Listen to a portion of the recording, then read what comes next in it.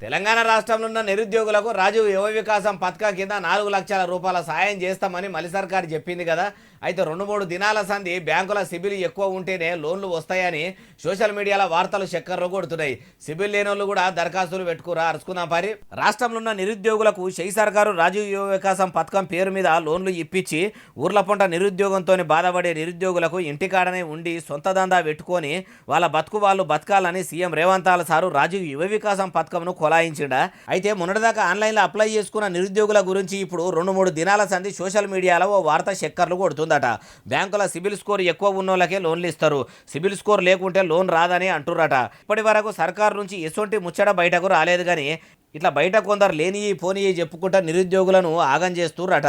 అయ్యా CM Revanth sir Rajiv యువ వికాసం పథకం కింద అరువులను ఎట్లా ఎంపిక చేస్తారు, వాళ్లకు లోన్లు ఎట్లా అప్రూవల్ చేస్తారో, నిరుద్యోగులకు సిబిల్ స్కోర్ అవసరమా లేదా అనే ముచ్చట్లు కూడా మీరు మల్లోపారి ప్రెస్ మీట్ పెట్టి పబ్లిక్ కు అర్థమయ్యేటట్టు చెప్పాలి సారు.